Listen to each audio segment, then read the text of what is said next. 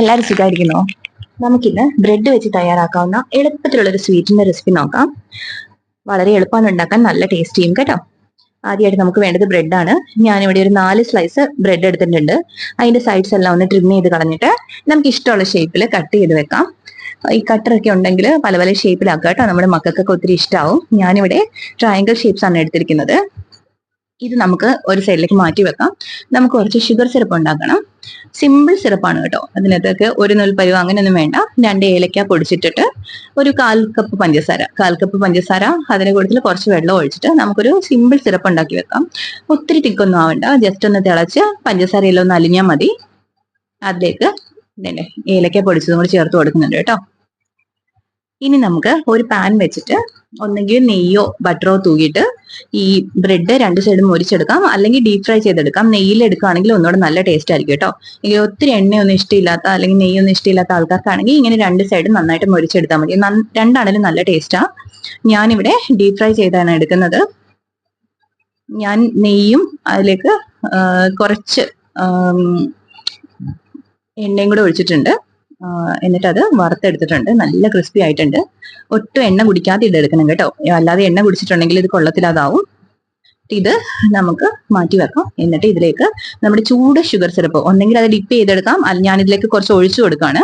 അതിനുശേഷം ഇത് മുഴുവനായിട്ട് ഞാനൊരു അരിപ്പയിലേക്ക് മാറ്റിയിട്ട് ഈ ഷുഗർ സിറപ്പ് മുഴുവൻ വാർന്നു പോകാൻ വേണ്ടി വെക്കുകയാണ്. അപ്പൊ ഇതിനകത്ത് നമ്മുടെ മധുരത്തിന് ആവശ്യമായിട്ടുള്ള ഷുഗർ സിറപ്പ് പിടിക്കുകയും ചെയ്യും, എക്സ്ട്രാ ഉള്ളത് പോവുകയും ചെയ്യും കേട്ടോ. അതിൻ്റെ അകത്ത് ഡിപ്പ് ചെയ്തെടുത്തത് വല്ലാതെ സോഗിയായി പോകും.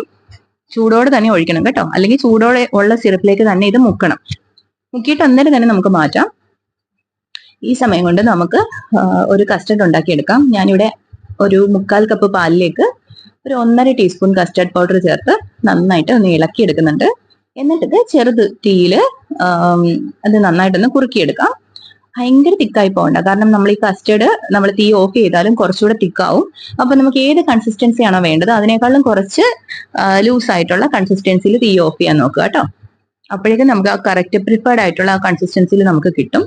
ഞാനിതിവിടെ കസ്റ്റർഡ് സെപ്പറേറ്റ് കലക്കിയൊന്നും ഒഴിക്കുന്നില്ല. ആദ്യം തന്നെ ഈ പാലിൽ കലക്കി എടുത്തിട്ട് പിന്നെ ഒരു വിസ്ക് വെച്ച് പയ്യെ ഇളക്കി കുറുക്കിയെടുക്കുകയാണ്.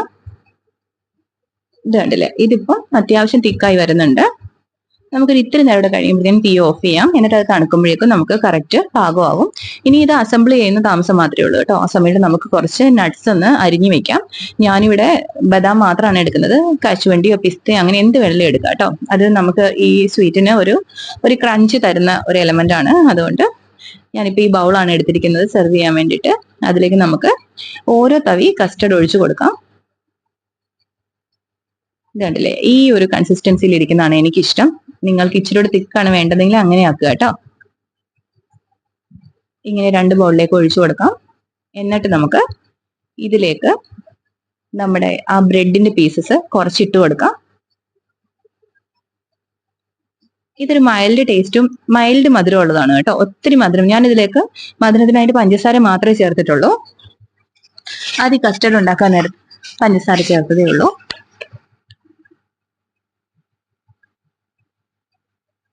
ഇതിലേക്ക് ഈ പീസസ് നമുക്ക് ഇട്ട് കൊടുക്കാം. ഇത് കണ്ടില്ലേ, നല്ല ക്രിസ്പ് ആയിട്ടാണ് ഇപ്പോഴും ഇരിക്കുന്നത്, സോഗി ആയി പോയിട്ടേ ഇല്ല. അടുത്ത ബോളിലേക്ക് നമുക്ക് ഇട്ട് കൊടുക്കാം.